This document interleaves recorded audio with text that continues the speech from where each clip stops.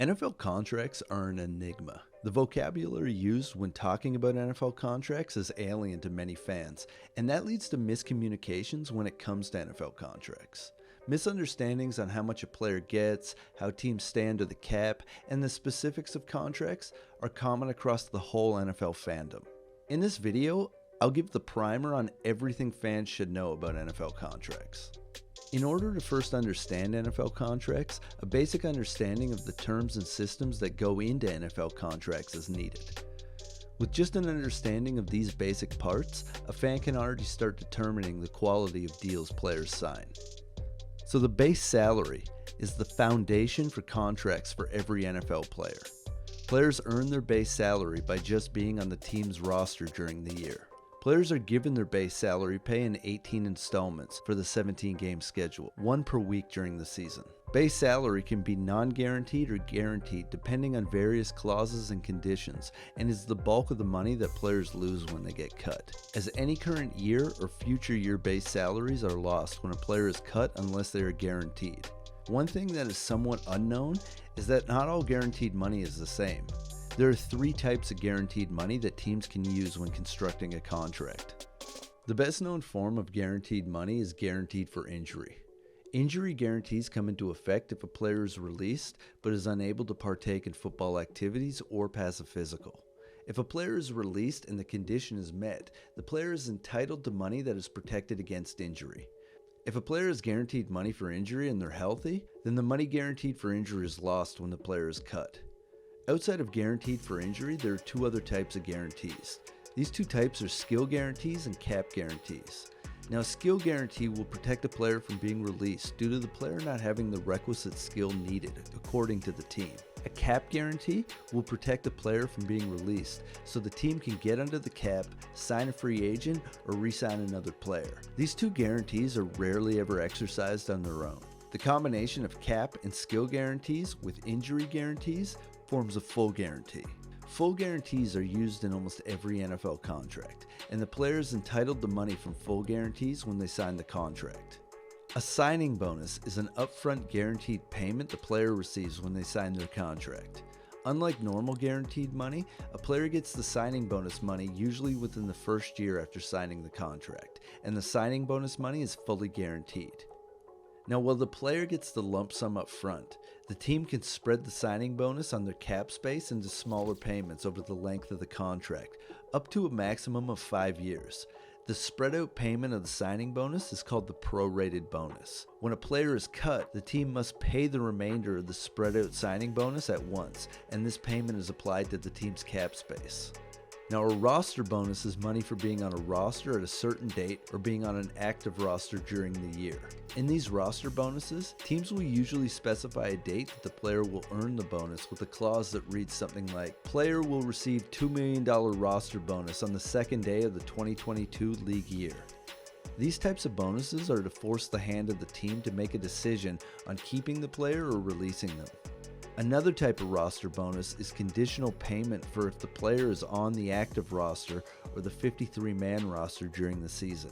This type of roster bonus is known as a per-game roster bonus, and the player is paid 1/17 of that bonus each time they're active. A recent high-profile example of per-game roster bonuses was when Richard Sherman negotiated per-game roster bonuses for every year of his deal that in total would have paid him $5 million over his 3-year contract if he had played all 48 games. Workout bonuses are compensation for attending an agreed-upon percentage of off-season workouts. If the player fulfills this, they get the flat amount agreed upon in the contract. The new CBA gives players with 4 or more accrued seasons 5 guaranteed absences without losing their off-season workout bonus. NFL contracts can have incentives that give the player money if the player hits certain thresholds set in the contract. There are 2 types of incentives. The incentives are classified likely to be earned and not likely to be earned, based on what the player did in the previous season in relation to the incentive. If a player would have earned the incentive in the previous year, the incentive is considered likely to be earned, and the opposite is true for not likely to be earned. Likely to be earned incentives count against the current year's cap space for the team, while not likely to be earned incentives are charged against the following year's cap space. Some examples of these incentives would be making the Pro Bowl, having a certain amount of receptions, yards, touchdowns, tackles, sacks, or simply based on playing time. There are other types of basic principles in NFL contracts, mainly manifesting in other types of guaranteed money. To further ensure a player's financial security, teams can offer other guarantees than the signing bonus. The primary way this occurs is a team will guarantee a player's base salary, partially or fully in certain years. The way this provides security for the player is that the guaranteed salary might make the player uncuttable in those years, meaning they'll be assured they see the full money from that year. Another type of guarantee is an option bonus, which is like a signing bonus but is triggered at a later date. Option bonuses aren't always guaranteed, but the main way option bonuses are used is to give the player guaranteed money later in their deal. These option bonuses can be spread out over 5 years at the start of the option, much like signing bonuses. The occurrence of dead cap is when a team cuts a player and the team then pays out all guaranteed money owed to the player. This money is then charged against the current year's salary cap space for the team in question, effectively spending it. In the case of a prorated signing bonus, the spread out cap hits are all added up and charged all on the current year's cap hit. Dead cap hits are the best way for players to protect themselves from being cut, as a high enough dead cap hit will be a deterrent for teams to move on from the player in many cases. This contract is what the Kansas City Chiefs gave Sammy Watkins in free agency in 2018. It's a good example of a pretty simple NFL contract. There are a few things going on here with the base salary. The Chiefs structured Watson's contract like a lot of teams who have limited cap space, where the team gives the player the minimum allowed base salary in the first year of the contract to lower the cap hit in the first year.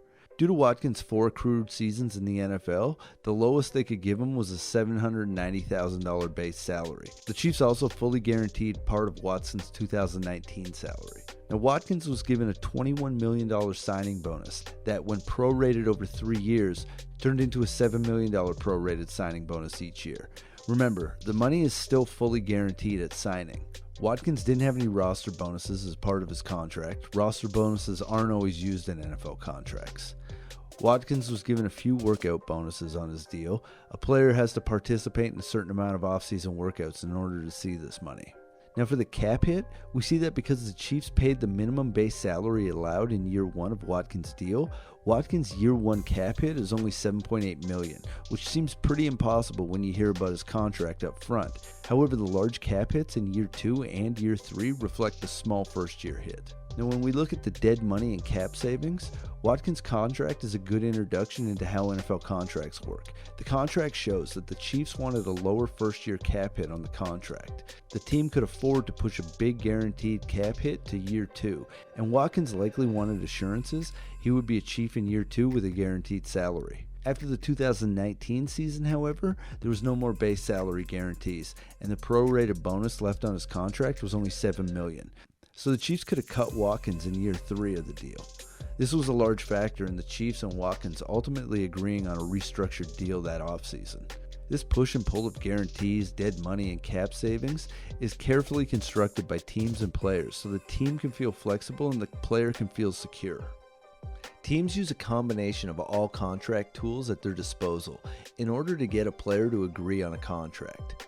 A general manager could offer a player a large signing bonus so they get a lot of money up front, or a general manager could offer guaranteed base salaries later in the deal to provide the player long-term security. General managers have to navigate this give and take along with other decisions about cutting players in order to balance the books and give the team the best roster it can have. The basics of an NFL contract lay the foundation for how general managers across the NFL shape their team and cap space, a feat that is ever changing. That's pretty much everything I've learned about NFL contracts. Personally, I find looking at a video of a monkey eating an apple a much simpler thing to digest. I hope you liked the video. If you want to leave a like, go ahead. If you want to subscribe, I'd appreciate it. And stay tuned for the next one. Thanks a lot.